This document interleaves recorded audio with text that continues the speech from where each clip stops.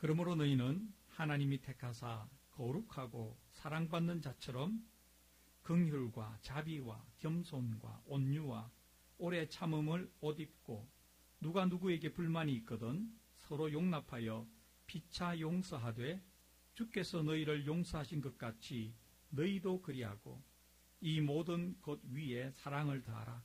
이는 온전하게 매는 띠니라.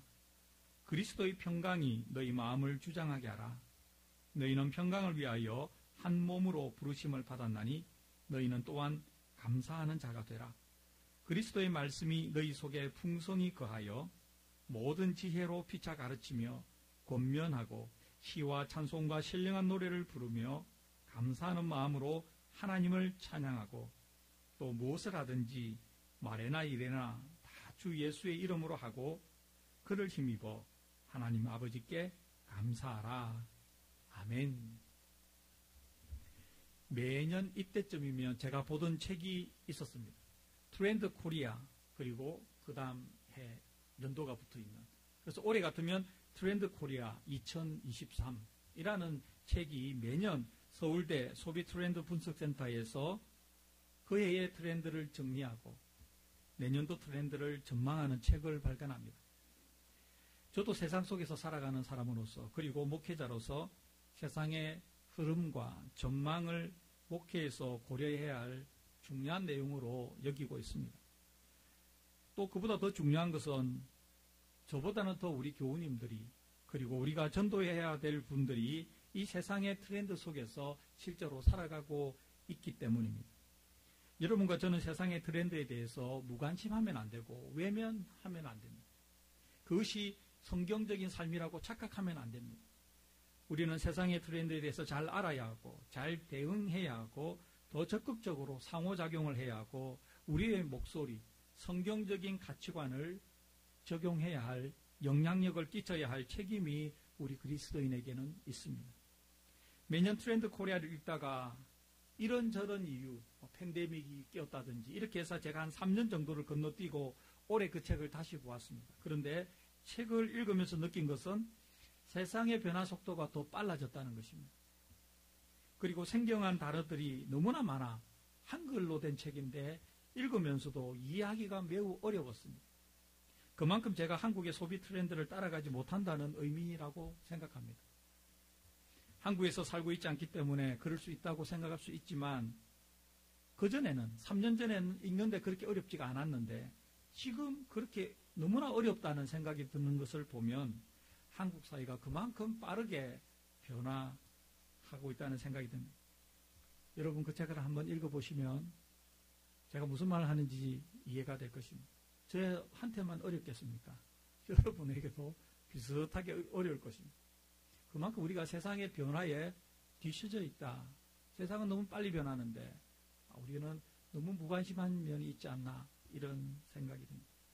제가 몇 가지 표현을 또는 그 용어를 개념을 여러분에게 물어볼까 생각했지만 모르실 것이 거의 분명하기 때문에 정말 한글인데 무슨 말인지 모르는 그런 일이 많이 있었습니다. 이 책에서 한 해의 소비 트렌드를 정리하고 그 다음 해를 전망하는 내용을 읽으면서 여러분과 저도 살아온 한 해를 되돌아보고 다음 해의 삶을 전망하는 시간을 가져야 하는 것이 마땅하다는 생각을, 그 필요성을 강하게 느꼈습니다. 이런 시간을 통해 우리는 나의 삶을 조금은 더 객관적으로 바라볼 수 있고 평가할 수 있고 눈앞에 당면한 문제들, 그러한 미시적인 일들에서 시선을 떼고 조금 떨어져서 좀 더 거시적인 시각에서 삶 전체를 아우를 수 있는 시각을 가질 수 있기 때문입니다. 너무 가까이서 보면 보이지 않는 일들이 있습니다. 조금 거리를 두고 떨어져서 보면 보입니다.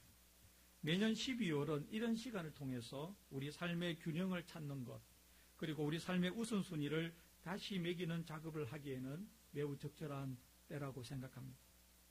그래서 저는 성탄절과 새해 사이에 며칠을 그런 시간으로 할애해 놓습니다. 이 기간 동안에는 교회 사역을 잠시 쉬면서 정말 아무것도 하지 않고 느슨하게 시간을 가지면서 한 해를 보내고 또 한 해를 맞이할 준비를 마무리합니다. 올해도 그렇게 할 계획입니다. 여러분들도 가능하시다면 12월 중에 2, 3일이라도 시간을 내셔서 조용히 한 해를 돌아보고 내년의 삶을 준비하실 수 있는 그런 잠깐 쉬어가는 시간이 있기를 바랍니다. 한 해를 잘 마무리해야 또 한 해를 잘 시작할 수가 있습니다. 그런 의미에서 오늘 설교의 제목을 잘 시작하기 위해서는 잘 마무리해야 합니다로 정했습니다. 한번 다 같이 구분해서 말씀해 보겠습니다. 잘 시작하기 위해서는 잘 마무리해야 합니다. 오늘 본문은 여러분과 제가 예수님을 믿는 사람, 그리스도인으로 마땅히 살아야 할 하나님께서 이렇게 살기를 기대하시는 모습을 아주 구체적으로 보여주고 있습니다. 우리는 이 말씀을 읽으면서 나는 어떤지 한번 되돌아보면 됩니다.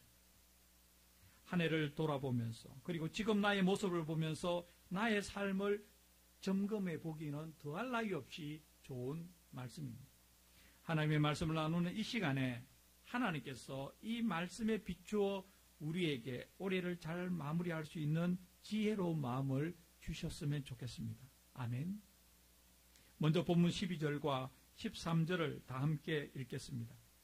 그러므로 너희는 하나님이 택하사 거룩하고 사랑받는 자처럼 긍휼과 자비와 겸손과 온유와 오래 참음을 옷 입고 누가 누구에게 불만이 있거든 서로 용납하여 피차 용서하되 주께서 너희를 용서하신 것 같이 너희도 그리하고. 바울 사도는 이 편지를 받는 골로새 교회 성도들에게 이렇게 말하죠. 너희는 하나님이 택하사 거룩하고 사랑받는 자처럼. 이 말씀을 있는 그대로 받아들이면 이렇게 되겠죠. 하나님의 택하심을 입은 골로새 교회 성도들은 하나님의 사랑을 받는 사람들이고 그리고 거룩한 삶을 살아가야 하는 사람들이다. 이 말씀이잖아요. 저는 만약 바울 사도가 지금 우리 교회에 편지를 쓴다면 골로새 교회 성도들에게 했던 그 말과 동일한 말로 우리에게 편지를 쓸 것이라고 확신합니다. 골로새 교회 성도들처럼 여러분과 저도 하나님의 택하심을 받은 사람이고 우리는 하나님의 택하심을 입어서 예수님을 믿고 골로새 교회와 같은 몽고메리 커뮤니티 교회를 이루고 있는 사람이기 때문입니다. 그래서 바울의 입장에서 본다면 하나님의 입장에서 본다면 골로새 교회 성도들이나 우리나 조금도 다를 것이 없습니다. 그렇다면 그 성도들에게 골로새 교회에 쓰는 편지나 우리 교회에 쓰는 편지나 다를 것이 하나도 없습니다. 우리는 골로새 교회 성도들처럼 하나님의 사랑을 받는 사람이고 따라서 우리는 거룩한 삶을 살아가야 하는 사람들입니다.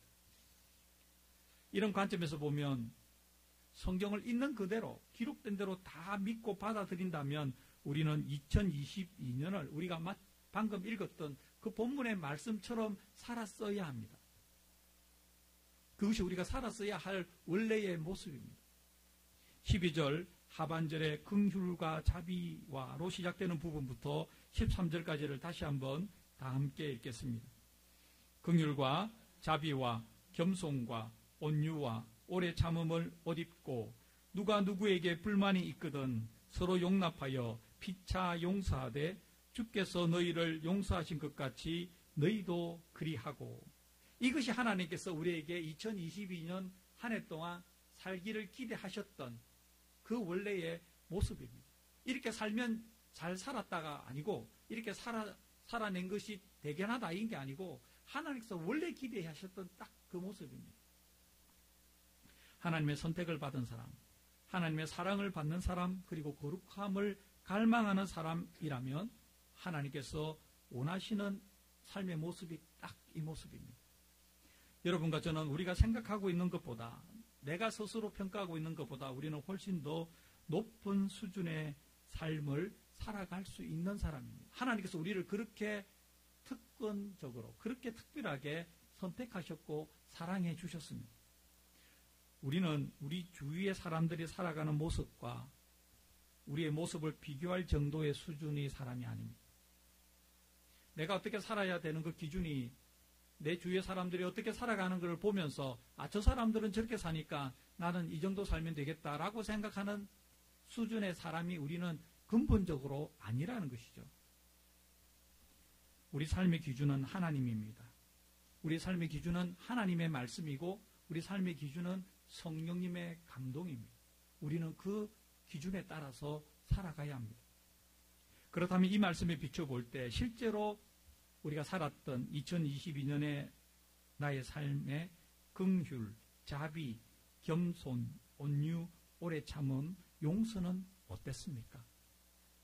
우리는 지난해보다 조금이라도 더 긍휼과 자비와 겸손과 온유와 오래 참음과 용서의 모습이 있었어야 합니다. 그것이 우리 2022년의 지나간 기간 동안에 하나님께서 기대하셨던 모습입니다. 그리고 우리의 내년은 올해보다 더 이런 모습이 자주 그리고 익숙하게 나타나야 합니다. 하나님께서 역시 우리에게 기대하시는 모습이기 때문에 그렇습니다.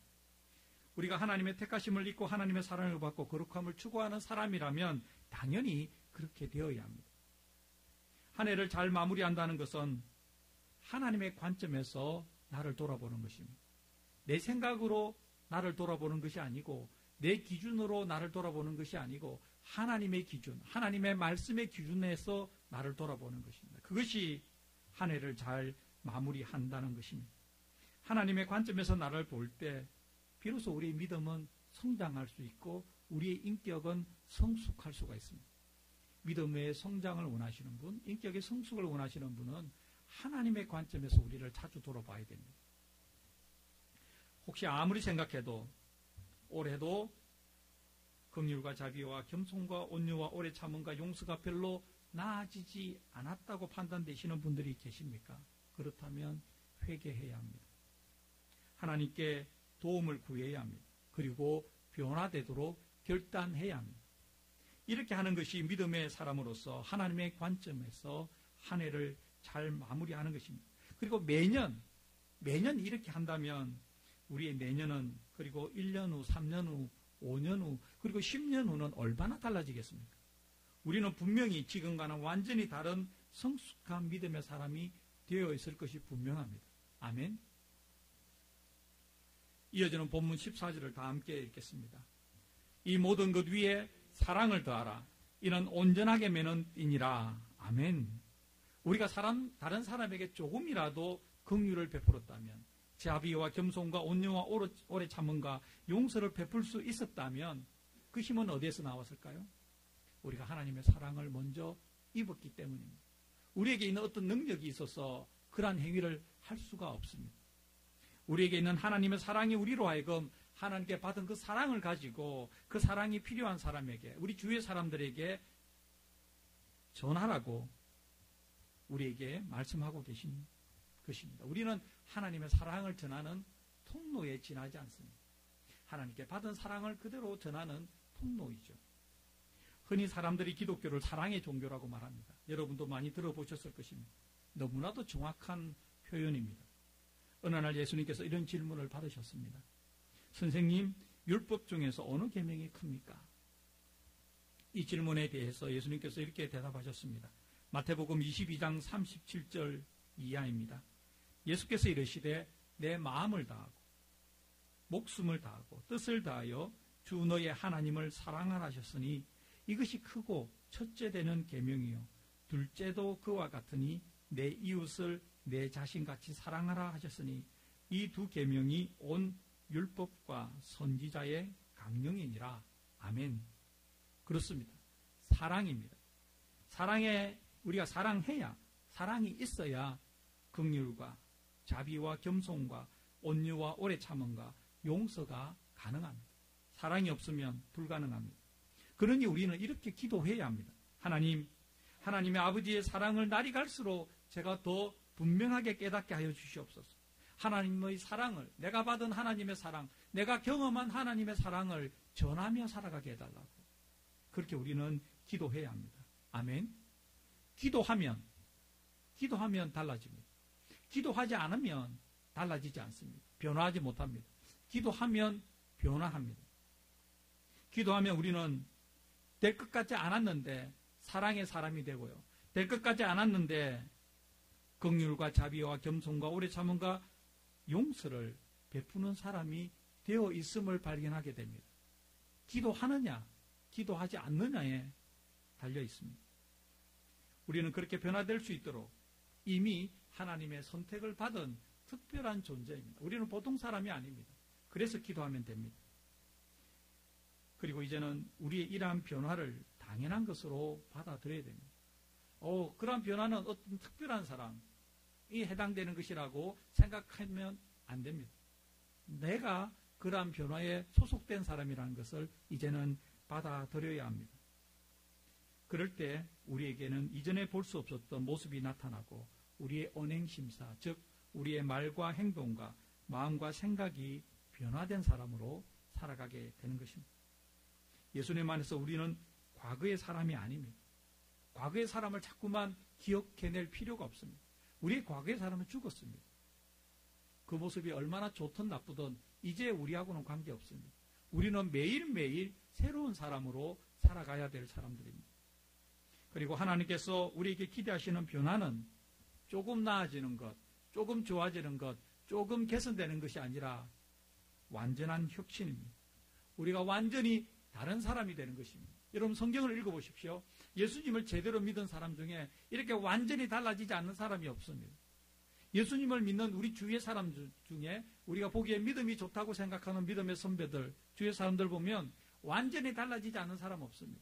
그 말씀은 예수 믿으며 완전히 달라지는 것이 하나님께서 기대하시는 모습이라는 것이죠. 그리고 믿음이 좋은 사람은 하나님의 기대를 충족시킨다는 것이죠. 여러분과 저도 그렇게 되기를 간절히 바랍니다. 2022년이 얼마 남지 않았습니다. 하나님께 받은 사랑으로 우리의 긍휼과 자비와 겸손과 온유와 오래 참음과 용서가 필요한 사람이 내 주위에 있는지 한번 살펴보았으면 좋겠습니다. 그 사람을 위해 기도하고 그 사람에게 필요한 사랑을 실천함으로써 한 해를 잘 마무리하는 여러분과 제가 되기를 간절히 바랍니다. 본문 15절에서 17절까지를 다 함께 읽겠습니다. 그리스도의 평강이 너희 마음을 주장하게 하라. 너희는 평강을 위하여 한 몸으로 부르심을 받았나니 너희는 또한 감사하는 자가 되라.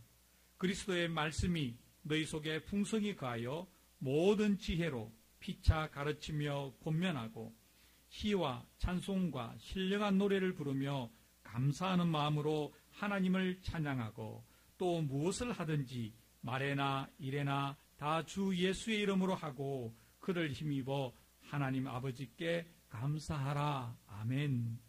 바울은 방금 읽은 본문에서 반복해서 하는 말이 있죠. 감사하는 자가 되라. 감사하는 자가 되라. 하나님 아버지께 감사하라고 말합니다. 잘 마무리하는 것의 핵심은 감사하는 것입니다. 여기에서 중요한 것은 감사는 실제로 그 일이 내가 감사를 표현할 만한 감사한 일인지 아닌지에 달려있지 않다는 것이죠. 감사는 오히려 우리에게 발생한 일에 달려있는 것이 아니라 나의 존재에 달려있습니다. 내가 어떤 사람이냐가 중요합니다.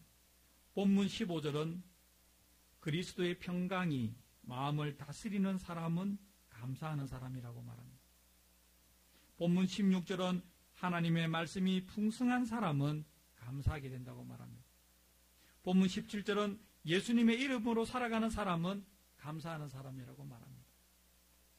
하나님께서 우리에게 원하시는 것은 단순히 우리가 살아가는데 감사할 일이 있어서 감사하는 그 수준에 그치는 것을 원하지 않습니다.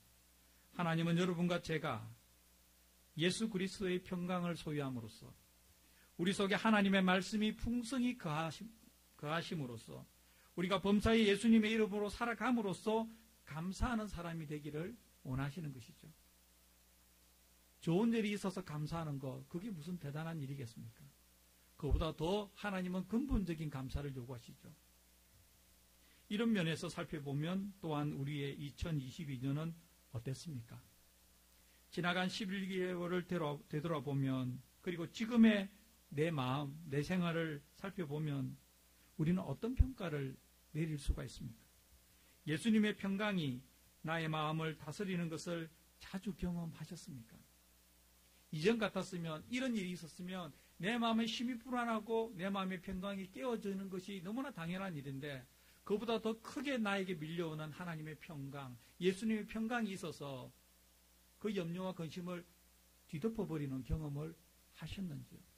우리는 그런 경험을 해야 합니다. 하고 싶은 것이 아니라 해야 합니다. 하나님께서 우리에게 그것을 기대하시기 때문이죠.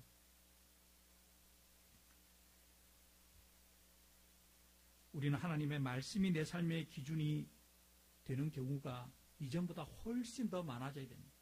내 생각에는, 내 경험에는 이렇게 해야지 라고 말하는 빈도수가 갈수록 줄어들어야 됩니다. 하나님은 뭐라고 말씀하십니까? 하나님의 말씀의 기준에 의하면 내가 이를 어떻게 판단하고 결정해야 되느냐 라고 더 자주 중요한 내 삶의 기준이 되어야 합니다.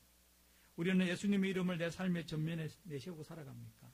예수님의 대리자로서, 내가 그리스도의 향기로서, 내가 나를 통해 사람들이 예수 믿는 사람을 판단하는 그 전면에 나선 사람으로서 우리가 매일매일 범사에 그렇게 예수님을 내세우고 살아왔는지요.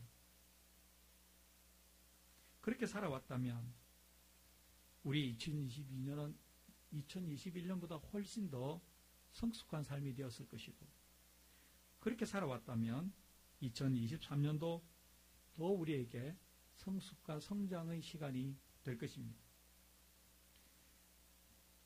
저는 하나님 아버지께서 우리에게 기대하시는 모습이 이런 모습이라고 확신합니다. 그렇다면 우리가 이 모습대로 살아내야 되지 않겠습니까? 이 모습으로 살아내기 위해서 필요한 것은 오늘 본문의 말씀을 자세하게 읽고 생각하고 내 삶에 하나씩 적용해 보는 것입니다. 이 말씀에 비추어서 나를 보면 어떻나? 이 말씀에 비추어보면 내 모습은 어떻나? 나는 어떻게 살아왔나? 내가 어떻게 했어야 하나? 이런 것을 찬찬히 되돌아보는 것, 그것이 한 해를 잘 마무리하는 것이라고 생각합니다. 그리고 한 해를 잘 마무리하는 사람이 또 한 해를 잘 시작할 수 있습니다. 사랑하는 교회 여러분, 올 한 해 어떠셨습니까? 이전에 겪었던 살았던 삶보다 훨씬 좋으셨습니까? 더 행복하셨습니까? 내년은 어떤 해가 되기를 원하십니까? 한 번도 경험해보지 못했던, 내 인생에서 경험해보지 못했던 놀라운 평강과 행복과 기쁨과 하나님의 함께하심을 누리고 싶지 않습니까? 그렇다면 2022년을 잘 마무리해야 합니다. 그렇다면 우리는 하나님의 말씀의 거울에 우리의 모습을 있는 그대로 비춰보아야 합니다. 그리고 2023년을 하나님께서 함께해 주시기를, 하나님의 사람으로 그리스도인으로 잘 살아갈 수 있도록 미리 준비하고 간절히 기도해야 합니다. 잘 시작하기 위해서는 잘 마무리해야 합니다. 아멘. 기도하겠습니다.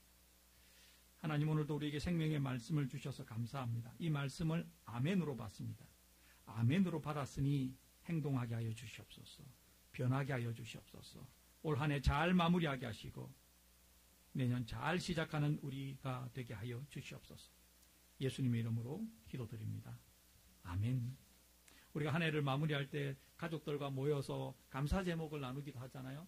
그리고 교회에서도 그런 시간을 가지는데 우리가 정말 이거는 하나님의 은혜로 내가 이렇게 되어서 너무 감사합니다. 이런 게 많이 말을 하지만 또 그렇게 드러내놓고 말할 수 없는 아픔도 많이 있잖아요, 우리에게는. 그런데 그 순간순간을 하나님께서 어떻게 우리를 지켜주셔서 내가 여기까지 왔을까를 생각해보면 정말 다른 사람에게 표현할 수 없는 일도 우리 스스로에게는 얼마나 큰 감동과 감사가 되는지 모릅니다. 우리의 모든 생활 속에서 하나님이 우리를 지켜주시고 우리를 인도하셨음에 감사하며 오늘 마지막 찬양 감사에 하나님께 올려드립니다. 다 함께 일어서셔서 찬양합니다.